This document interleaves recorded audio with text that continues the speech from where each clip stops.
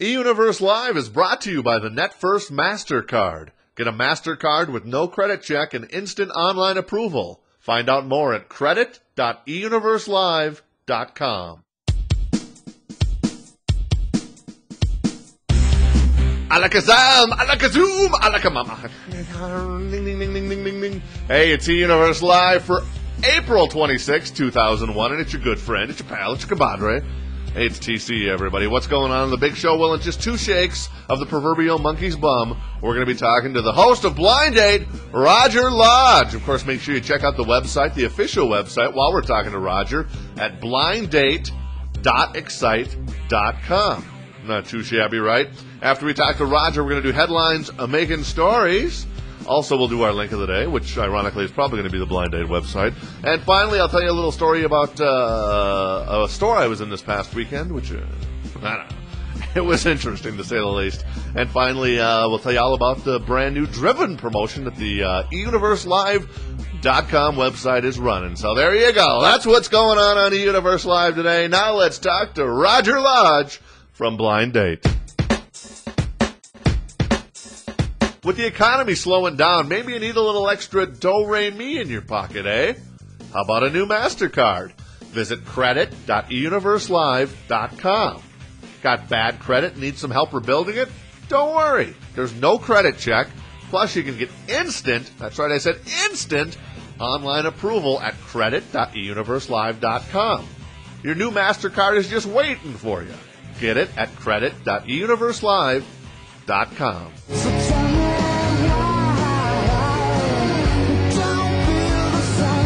Hey, this is Dean from Collective Soul, and you're listening to eUniverse Live.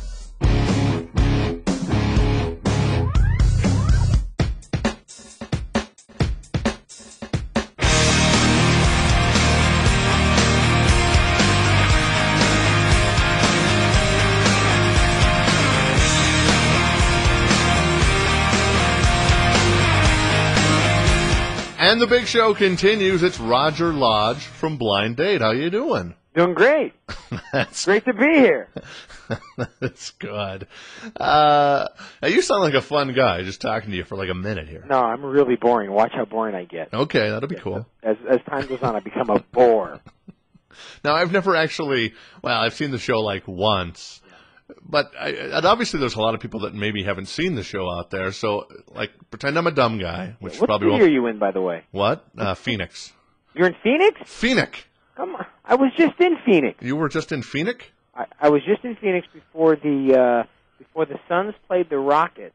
I was part of a so-called celebrity team that came into town and played, and we raised money for a great charity there in Phoenix. And Blind Date's on at 5:30 and 10:30 there. Everyone in Phoenix is watching the show except you, Malcolm. On the WB? That's it. Is it? Yeah. Wow, I rock. Come on, get with it. Do you love the frog? You gotta love the frog. Come on. Did you win the game, by the way? Actually, in Phoenix, what's KUTP? KUTP? That's like, I don't know. I'm kind of new to Phoenix in the last year, so I still haven't figured out all the call letters for the stations. Okay, well, that's where we are. I think it's, I don't know, one of the channels. Okay. I'll find out. Okay, good. Did you win the game? That's the most important question. We got killed. Who'd you play? Did you play local celebrities or? No, it was like my team was Coolio, Brian McKnight. We played against like Dean Cain and a bunch of guys, and we got killed. Oh, really? Yeah. So you're pretty good at the hoops? I'm 5'11" and I'm white. What do you think? Okay? Say no more. As Marge Simpson would say, you're no Harley Globetrotter. There you go. That's it. So, all right. Well, pretend I'm a dumb guy, which probably won't be too hard.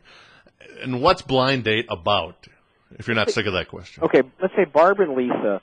Barbara? No, not Barbara and Lisa. That's a whole different show.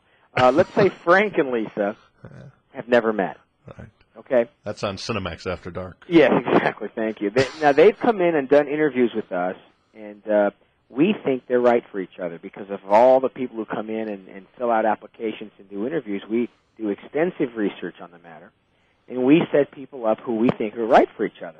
Now, Bob will go pick up Lisa, and from the moment she answers the door, we videotape every excruciatingly painful, embarrassing, sometimes horrific, sometimes everything is captured on videotape. Now, I remember this, that you put the little captions above their head sometimes. Yeah, we like to, create... A little liven it up? Yes. We like to create hilarity on our show, and sometimes we think we do a very nice job of that through our comments. We also have a therapist, an actual therapist, who puts up his comments, how he thinks the date's going. If one person maybe has a few issues, he'll point those out. So we should be on a learning channel, for goodness sake. It's a learning experience as well for all of us. I just remember the episode I saw. It was like, I don't remember who it was actually as far as the people, but I remember it was this one guy. He was just the biggest jerk ever. On our show? That's weird. And the woman's like getting bored and yeah. stuff. And... Yeah, that happens quite a bit. Now, I see in your little facts on the show, 20 people have gotten naked. Yeah, you can't teach that. Is there when is the too hot for blind date video cassette coming out? Oh boy, I think that would be somewhere right around the corner in a video store near you, right next to Jerry Springer. No, but really, would you guys ever do something like that? Or is there like a level that you guys won't pass? I think that I know there's a level I won't pass, right. But whatever the producers choose to do, that's up to them. And I think that somewhere down the road, I wouldn't doubt it if you saw maybe some outtake, shall we say, of blind date somewhere in the video world. Mm-hmm. Now, a friend of mine I was talking with, who's female, she was saying that she doesn't get it sometimes because you get like these beautiful women and you fix them up with these kind of nerdy guys. Well, let me tell you something. And in our defense, those beautiful women in their pre-date interview, in their application, have told us flat out that they are tired of pretty boys. They're tired of going out with these great-looking guys who are totally into themselves in this very narcissistic town in which we live in here in L.A. So we try to give them a little change of pace, Malcolm. Mm-hmm. We're working with them. But it, sometimes those don't work out. But let's face it, when the dates don't work out, it's really sometimes a lot more fun. Yeah. Have you guys ever set it up where you knew two people were going to clash right away? No. I mean, like on purpose? Right. Well, maybe... You mean, wait a minute. Malcolm, are you making the accusation that blind date deliberately sets people up for the purpose of big ratings? Well, I'd hope so, because that's what I'd like to see. We would never stoop to that level. I'm shocked and appalled that you would ask that question. Oh, come on. You love it. Maybe once in a while. So, have you ever considered going on a blind date on the show? I don't need to. Why is that? I couldn't be happier in my current relationship situation. Are you married? No, I'm not. I'm not married, but doing just fine. Thank you. You sound like you're wimping out, basically. No, I just have. If you saw my girlfriend, you would understand. Okay, it's an all visual thing, huh? No. If you saw her and spent 5 minutes with her, okay, you would get it. Trust me. You'd be like, damn that Roger. I mean, it's just I'm very lucky. He's a lucky guy. Yeah, very lucky guy. So what else do you? Okay. I got to ask one more question here. Yeah, sure. What's been your favorite moment on the show? My favorite moment on the show, believe it or not, is when there was. See, I'm an old-fashioned romantic. I really have to admit that. I'm kind of wimpy, I guess, but I really love it when they hit it off. And we had a Southern couple. One guy was from, I forget, I don't know where they were from, somewhere in the South, and they were old-fashioned, and from the moment she opened the door, and I'm not kidding you, Malcolm, from the moment she opened the door, they couldn't take their eyes off each other. Oh, really? And it was, she invited him in, she made him tea, they had a nice talk, they went to a great dinner, they held hands, there wasn't any of this, jumping into a jacuzzi with their clothes off, there wasn't any of that inappropriateness. It was just a wonderful experience, and they were just getting to know each other, and you could just tell they couldn't wait to see each other again. And that was my favorite date and I have now sat through 800. No, wait a minute. Let's see, 210 shows. Yeah, 840 dates I've sat through. Wow. And that is my favorite date. Kind of makes me the Richard Simmons of dating, if you think about it, minus the dolphin shore. But yeah, that was my favorite date. That analogy went right over my head. Yeah, did it? Okay, there you go. I don't know what you're talking about. I'm the Dr. Ruth. Dr. Ruth, there you go. You are the weakest link. I got to think, oh my God, how classic is that lady? Let's play the weakest link. I love her. I know. She's like Dr. Laura ripping those people. Oh, boy, is she a hard ass or what? I love to turn her on and turn her off. I love it. I love to turn her off. But, yeah, 840 dates. And let me tell you something. You do learn something when you watch that many dates. You really do. I suppose. Yeah. Now, I got to ask, has anybody gotten married out of those 840 dates? We have two couples that I know of that are engaged. Oh, wow. And then I also know another couple that's living together. And we get letters and notes all the time from people thanking us for, helping us find someone. And believe it or not, that is, through all the madness and all the craziness, that is the heart and soul of our show. And for us to get a letter from someone, and it's, usually we gather the staff together, and our executive producer, David Garfinkel, will read the letter to us. And it's kind of neat, that we're responsible for these two people, because I don't care what anybody says. Everyone wants a soulmate. Everyone's looking for that fairy tale. Everyone's looking for love. And out of 840 dates, if we've provided that to 10 or 15 people, hey, it's kind of cool. And it's neat knowing that we're responsible for that. Now, let's say I got a friend. Yeah.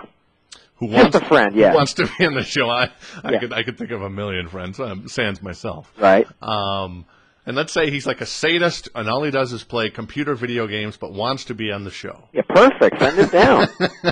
Send him down 323-769-5565, and you can. How does that work then? Do you fly him in, or is it? Are the people like in different parts of the country who end up hooking up with each other, or what? What we do is most of our dates, obviously, when we first started out for budget reasons, were all shot in L.A. Right. And then we've taken the show on the road. We've gone to San Francisco, Chicago, New York, Toronto, Las Vegas, San Francisco. We've gone to a lot of different places to shoot the dates. So now we've taken blind date on the road. Yes. Oh, there you go.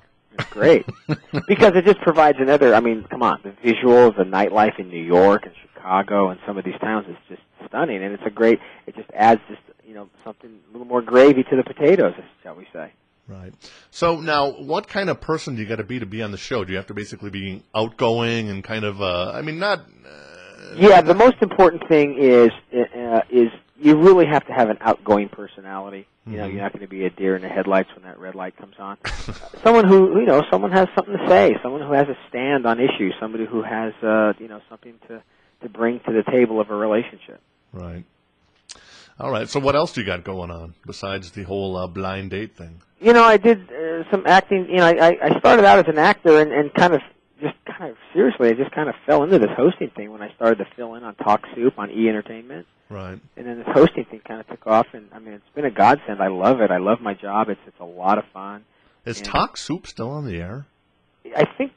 I don't have E. That's why. Oh, okay. For some reason, my cable company doesn't provide E. Oh, yeah. Well, I used to do it quite a bit, and it was a great springboard for me. And they got Skunk Boy. Is that still the current host of? The guy no, I don't think he's there anymore. Oh, he isn't? I don't think he's there anymore. I think Nipsey Russell is the host. Nipsey Russell? You're kidding? No, I don't know. I don't know who's hosting it. Nipsey Russell is an all-time legend. Oh, wait a minute. Let me tell you something. I was joking. He is a legend as far as I'm concerned. I loved him. You know what? When I was a kid growing up, my favorite comedians were Nipsey Russell, Norm Crosby, and Flip Wilson. Oh, there you go. Those were the guys for me. Those guys they were the kings. I had a friend when I was younger, like 18. His name, I don't even remember his first name. His last name was Russell, so we called him Nipsey. Oh, that's funny. Actually, you know what? The host of Talk Soup now is a woman named Aisha Tyler. Never heard of her. Who is wonderful. Is she? Yeah, that's right. That's who it is. Well, there you go. What am I thinking? But anyway, so there you have it. So how long were you going to do blind date? I mean, is this something you're going to do for a couple of years? I'm thinking.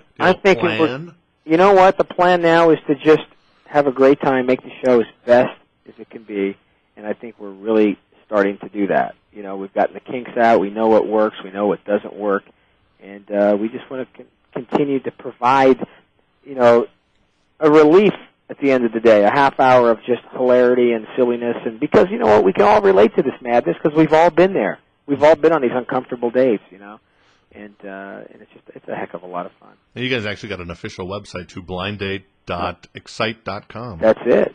Where you can actually check out the men and women who've been on the show, right? There you go. And I'm really excited about it because it's probably the best my hair has ever looked on that website. Yeah, I noticed that. I was thinking, wow. Yeah, a lot of hair. people are making the comments. Yeah, who's doing his hair? My God, I got to go to his guy. But it doesn't even move in a hailstorm. Yeah, it's amazing. It's amazing. All right, well, it's been fun talking to you. Very nice talking to you. Anything else you need, don't hesitate. I'm always here for e-commerce. All right. All right, Malcolm. Take care. You too, buddy. And a big thanks goes out to Roger Lodge. I got to say that I was over at the official website looking at his hair, and it is pretty impressive. I like to think that I got pretty good hair. It's actually really too short now. Whoever cut it, it was like really long, and I cut like 4 inches off the back, and now it's like Mondo short. It doesn't even go down to my shirt collar, so I don't know what's going on there. But yeah, Roger Lodge, host of Blind Date. You can check out a picture of him and learn more about the show itself at blinddate.excite.com. That'll be our link of the day, so not too shabby. And I got to say, who's ever running that website's doing a pretty good job. That's a lot of content over there. It's really a lot of content. You can scope out the dollies. You can scope out the guys that have been on the show. Hey, not too shabby. Just don't get it confused with, never mind. That's another story altogether. I got a little story about Roger Lodge, even though I, of course, only met him once on the phone about a week ago. I was actually kind of vacationing one summer up on Lake Superior, and I stayed at this place called Dodge's Lodges, and I thought it would be kind of interesting maybe if one day Roger bought Dodge's Lodges and renamed it Roger's Lodges. Wouldn't that be funny? Come on! Oh, well, I tried. I got to say one thing, though. If you've never been to Lake Superior, of course, Lake Superior off of Superior, Wisconsin, which arguably is one of the greatest oxymorons of all time. And then also, of course, Duluth, Minnesota. We were actually up in Duluth, and Duluth is just a beautiful part of the world, basically. And Lake Superior, if it's not one of the 7 wonders of the world, it should be, because this lake is awesome. Our cabin was right on the lake. I mean, you could basically pick up a piece of bread or something and whip it into the lake if you wanted to, because there's obviously there's a lot of birds down there that would eat it. It was just fabulous, waking up in the morning, seeing the sun rising in the east, and it's coming into the cabin, and just the picture of the lake is just breathtaking. It can't be put into words. It can't be quantified. So there you go. There's my plug for a little Lake Superior action if you ever get a chance. And trust me, I've seen some of these other lakes, and definitely, I know Lake Michigan's pretty good, but it doesn't hold a candle to Lake Superior. So there you go. All right, headlines making stories. Let's get to headlines making stories. It's our daily romp through the headlines in the news, the legitimate headlines in the news, and the tongue firmly planted in cheek stories that result because of them. CBS's 60 Minutes trumpeted the Broadway opening of The Producers, starring Nathan Lane and Matthew Broderick. The 1968 movie was a classic. It's regarded as one of the 3 greatest comedies in history, along with Animal House and the Clinton administration. This poor Bill Clinton guy. This guy continues to get whacked every day. Well, no pun intended, of course. Let's see, what else is going on? President Bush hosted the president of Lebanon at the White House. He may be trying too hard to please, though. When he first heard he would be hosting the Lebanese, he asked Ellen DeGeneres to perform at the dinner. Come on! You love that one. I thought that was a great one. Come on, that might have been one of the best ones ever on the show. Let me read it again because it was so good. President Bush hosted the president of Lebanon at the White House. He may be trying a little too hard to please, though. When he first heard he would be hosting the Lebanese, he asked Ellen DeGeneres to perform at the dinner. Come on. All right, and finally, the NFL recently held its annual college draft. Every year, NFL teams evaluate each player's speed, agility, and strength. Then they draft the ones jury consultants tell them will be most likely to be acquitted. So there you go. Headlines making stories right here on the Juggernaut of Love, eUniverseLive.com. Hey, speaking of eUniverseLive.com, we got a wonderful promotion set up between the fine folks of Electric Artists, also Warner Brothers, and right here, the Juggernaut of Love folks. And what is it? It's the brand new Driven movie from Sylvester Stallone. We have a Driven promotion going on there where you can win a lot of good stuff, in my humble opinion. It's actually, what can you win here? Let me take a look at this. You can win a poster from the movie, Driven. You can also win a PlayStation demo disc, a Jarrett and Labonte t-shirt, not too bad, an Insane Racing sweatshirt, plus a CD sampler featuring Eminem, Limp Bizkit, and Monster Magnus, plus some other stuff. So all you got to do to win is just hit the eUniverse Live website and then find the little area devoted to the Driven Movie Prize Pack. It's actually in the latest features right on the top there, so you can't miss it. Just look for a red car screaming down the racetrack. And then you just sign up for our brand new newsletter we're launching probably this summer. Though I've already heard changes are afoot. Apparently the site, people seem to like the site, so we might be actually changing it up a little bit. I'll keep you advised on that, because basically I don't know anything that's going on right now either. So, but more news coming on that in just a little bit. All right, one final thing here today. I got to tell you a little story. I won't mention the store because, that would be, I don't know if it would be wrong, but it just, it probably wouldn't be too professional. But anyways, this past weekend I was at Fry's Electronics in Phoenix, and I've had some interesting experiences there. And anyways, I'm there with my baby girl of love, and she decides to buy a magazine. And magazines are pretty simple to, price because they obviously already have the price on them, And in this particular case, the magazine's price was $4.50, and probably I don't remember what it was in Canada, because sometimes they'll list a Canadian price, and even sometimes they'll list a UK price for the United Kingdom. Well, we get up. That's the only thing we're going to buy. We get up to the cash register. The guy scans it. Says $10.75. All right. We say, well, it's the price of the magazine's actually $4.50. I don't think either one of us had actually looked at the price until we got up there, but we just obviously assumed because it's a monthly periodical that it's obviously not going to be $10. Well, the guy gets on the phone and says, this is wrong. It says $4.50 right on the magazine. He gets on the phone to the database guys who handle the barcodes and everything like that. Comes back to us and says, well, even though the price of the magazine is $4.50, in our computer system it says the price of the magazine is $9.99. So if you want it, we have to charge you $9.99. We're like, yeah, all right. I think we'll just go someplace else and buy it for $4.50. Like, all right, congratulations goes out to this store. Holy good Lord. Oh, my. I thought that was... I don't know. Life is just basically an adventure, and, even when you're not looking to get in an adventure, you're getting one. And at least it gave me something to talk about, right? So there you go. Hey, coming up on the show tomorrow, we're talking with Ollie about the brand new movie, Sylvester Stallone movie, actually, Driven. Also Town and Country with Whoopi Goldberg. No, not Whoopi Goldberg. Goldie Hawn, Warren Beatty, and Gary Shandling. And then also One Night at McCool's, which looks pretty good. Liv Tyler, who I'm a big fan of. Very talented young lady. I remember her from, that Tom Hanks movie, Do the Right Thing. No, that Thing You Do, that's what it was called. I thought that was a very good movie. Tom Hanks really didn't get a lot of credit for it, but I thought Tom Hanks did a bang-up job on that. So, and then on next Tuesday, my birthday, not that I'm like shilling for, cards or anything, but Stevie Nicks on the big show. Her brand new album's going to be in stores next Tuesday. It's called Trouble in Shangri-La. I've been listening to it a lot lately, and so we'll talk to Stevie. It should be a lot of fun. There you go. Big show in the book for April 26, 2001. Have yourself a wonderful night. I'll talk to you tomorrow. Sign up at showbizblast.com to get eUniverse Live delivered to your mailbox each and every weekday. If you have comments, questions, or suggestions, email us at feedback@eUniverseLive.com. Any reproduction or rebroadcast of this program without the prior written consent of eUniverse is strictly prohibited. eUniverse Live is a production of the eUniverse Network.